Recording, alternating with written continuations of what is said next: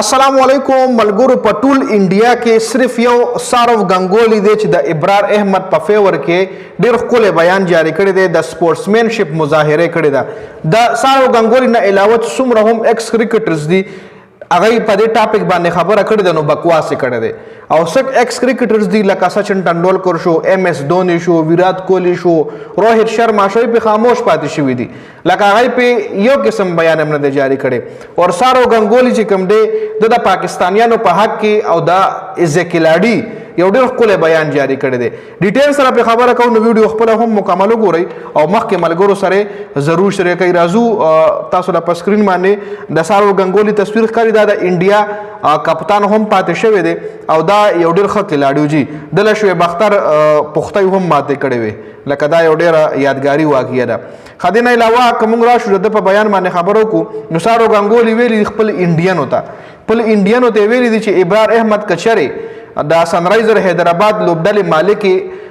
کاویا ماران اغشتلې دی نو په دې باندې تنقید نه دی کول پکار هغې دپاره دا یو ښه کلاډیو لګېدو نو ځکه یې واغشتو او کرکټ چې کوم دی هغه موږ له د پیار او د محبت درس راکوي لکه کرکټ یو داسې لوبه ده چې دې سره پیار او محبت سیوا کیږي نو موږ له پکار دی چې په دې کرکټ باندې موږ زهر نه خورو په کرکټ باندې موږ نفرتونه نه خورو بلکې مینه پې خوره کړو او وایي که چېرې زمانه تپوس کې نو که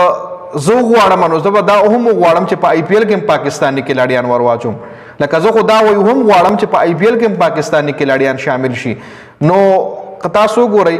نو داسې بیان په انډیا کې یو ایکس کرکټر هم تر اوسه نه دی جاری کړی لکه سارو غنگولی وایي چې دا خو په 100 لیګ کې پاکستاني کلاډي یو انډین فرانچایز اخیستلی دی او که چېرې د ما په وس شوه نو زه به دا هم وغواړم چې په آی پی ایل کې هم پاکستاني کلاډیان لوبه وکړي او چې په کومه ورځ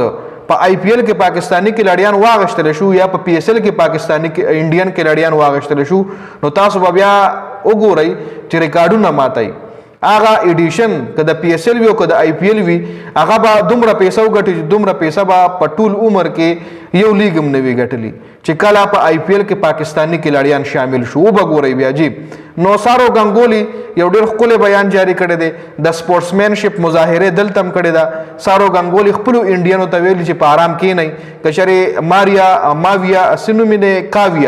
کاویا ماران که چېرې دغه کلاډي اخیستلی ابرار احمد نو هغې له به دا کلاډي ښه لګېدلی نو ځکه یې اخیستلی دی د هغې ټیم دی که پاکستاني کلاډیان اخلي که انډین کلاډیان اخلي هغه د هغې مرضي ده تاسو په کرکټ کې دا زهر مه خوروئ چې پاکستانی دې ولې واغشته او انډین دې ولې واغشته او دا کلاډي به دې نه ایسته او دا کلاډي به دې نه ایسته نو دا سارو غنگولی یو ډېر ښکلی بیان جاری کړی دی خیر د دې حوالې سره ستاسو څه رایه ده تاسو مو خپله قیمتي رایه په کمنټ کې ضرور شریکه کړئ ځکه د غنگولی نه مخکې هم ډېر ایکس کرکټر چې کوم بیانات جاری کړي سپیشلی عرفان پټان نو هغه ډېر بکواسونه کړي دي